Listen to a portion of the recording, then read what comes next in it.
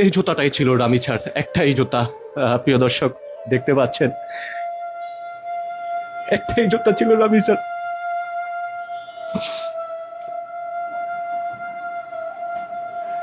দেখেন বাবা, এই রামিছার একটা জুতা পেয়ে একদম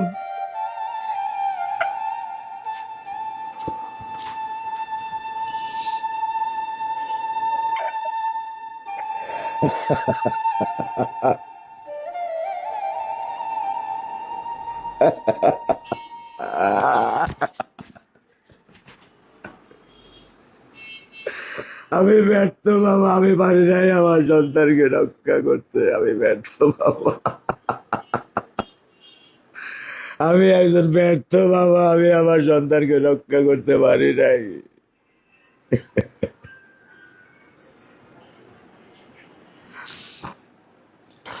দেখেন, একজন বাবা বলছে আমি একজন ব্যর্থ বাবা। এই কারণ কি জানেন? মাননীয় প্রধানমন্ত্রী তারেক রহমান, ওনার মা মরহুমা বেগম খালেদা জিয়া বিনা অপরাধে কারাগারে ছিলেন। সে কিন্তু কোনো ধরনের বিচার এখন পর্যন্ত বাংলার মাটিতে পায় নাই। হাদি ঘটনা কি মনে আছে?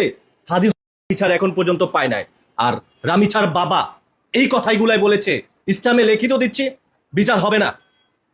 এই জন্য কথাটি বলছে যে আমি একজন ব্যর্থ বাবা। হে আল্লাহ, আমাদের বাংলাদেশে আমরা জন্মগ্রহণ করে ভুল হয়েছে, এটাই বাস্তব, এটাই সত্যি।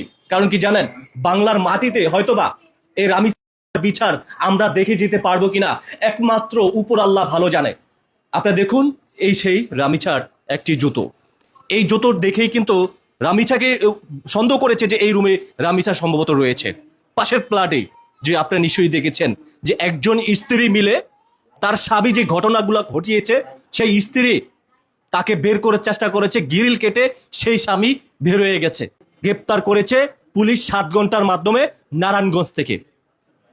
তবে আমরা একটাই দাবি মাননীয় প্রধানমন্ত্রীর কাছে, যাতে এই রামিচার সঠিক তদন্ত করে বিচারটা যাতে হয় সেটাই কামনা করছি।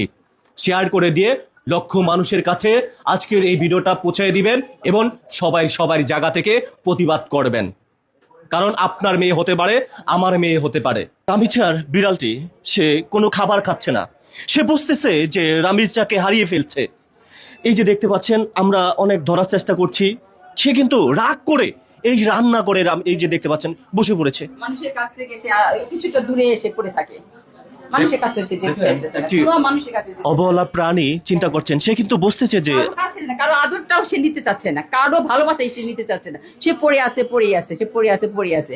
আমরা খাবারের জন্য এত চেষ্টা করতেছি, সে খাবে না, খাচ্ছেই না। সত্যি কেমন লাগে বলেন? এই যে